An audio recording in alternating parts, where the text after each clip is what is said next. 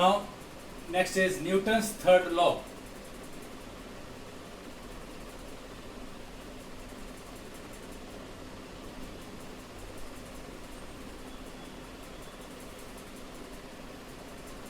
According to Newton's third law, to every action there is equal and opposite reaction. That is, Newton's third law gives the concept of action-reaction pair.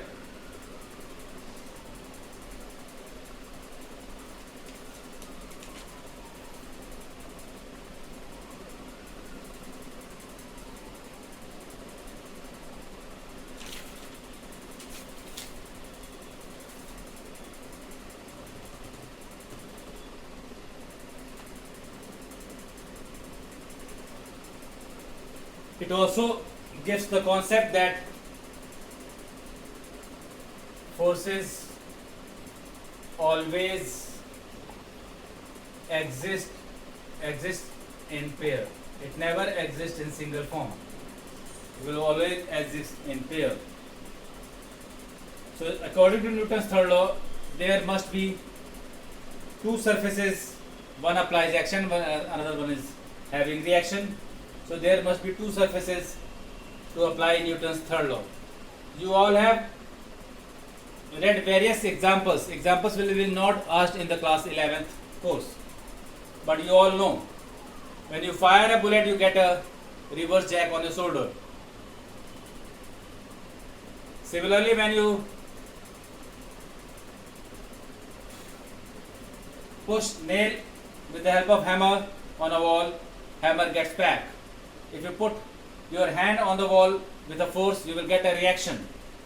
So there is, to every action there is equal and opposite reaction. Say for example, I am taking a object, two objects. This is M1, this is M2. This is applying force F21, that is force acting on 2 because of 1. This is force acting on 1 because of 2. What will be the relation between the two?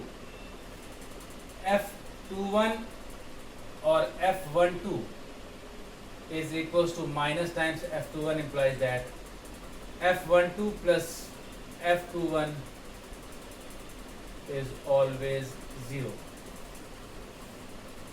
It implies that if the two surfaces are in contact, they are in contact, they get in contact, then F1, F2 will form internal forces and net internal force is always 0. This is about Newton's third law.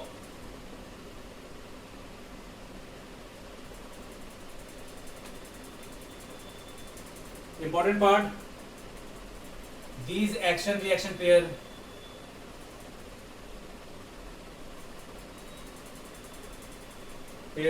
always acts on two different surfaces, not on same body, on two different bodies. Action-reaction pair takes place simultaneously and this is the condition where you will get that net internal force is always 0. This is about Newton's third law. There are various examples of Newton's third law. Say for example, you are walking on the road, you are getting Newton's third law through applying Newton's third law through the feet, you push the earth backward to move forward. There is various other examples you have read in class 9th also. This is about Newton's third law. Now there is another term which is important one. What is impulse? Impulse is denoted by J, or you can simply write impulse. I will write it as I.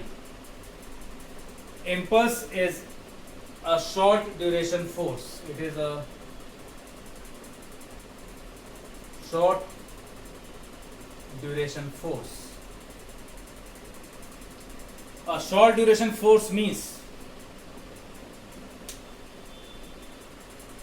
if the time is less, then that force applied or acted upon on the body is known as impulse. Impulse is nothing but defined as you all know, force is dp by dt. This is in the vector form, you all know. So here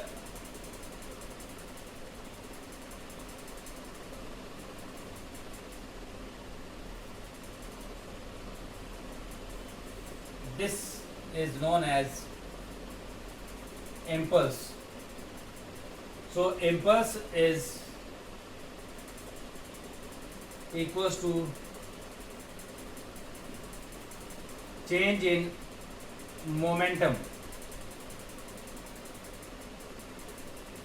Impulse is equals to change in momentum. In other words, change in momentum means the unit of impulse will be unit of impulse will be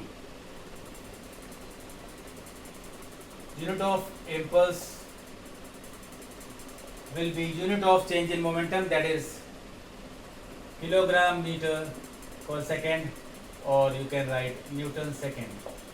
Newton second is also the unit of momentum. This is about impulse. How do you come to know about impulse? When you dive in a swimming pool filled with water, you will get very less force, that is almost negligible force on your body. But when you dive in a swimming pool without water, time will be less, force will be more. Time will be less, force will be more. So that is impulse. You have noted down, while driving your vehicle there is a shocker provided. Shocker is nothing but a spring, a hard spring. When it goes through rough road, you observe that the spring shrinks. The spring gets compressed. It compresses to increase the time. If the time increases, force will decrease. So you experience less amount of force. This is what I am talking about, applications of impulse. Now next is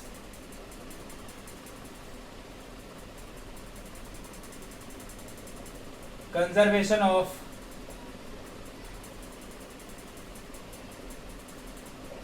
momentum.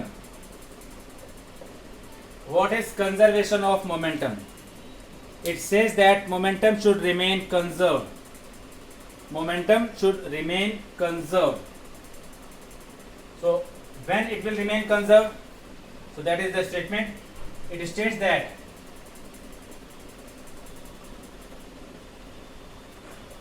if no external force is applied,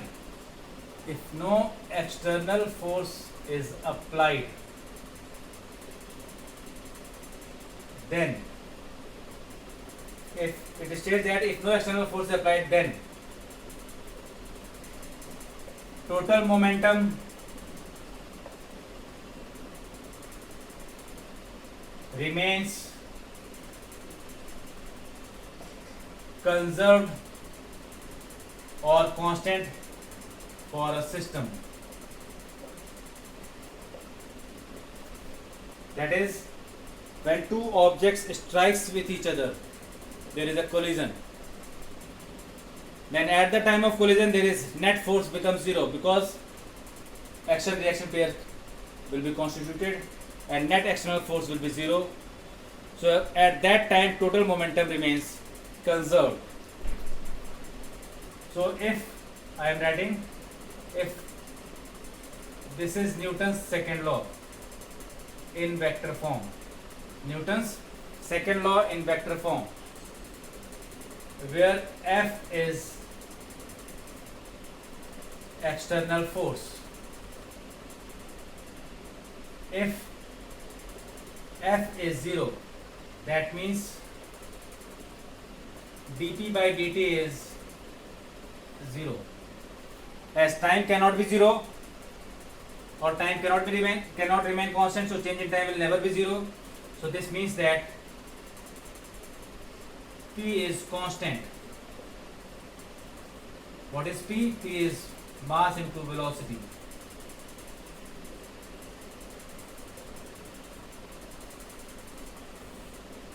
This says that if no external force is acting, if F is 0,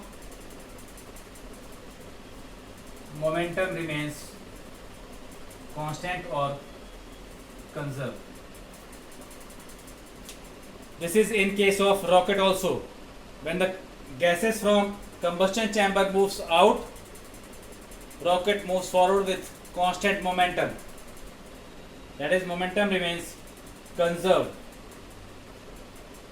In a collision, momentum always remains conserved.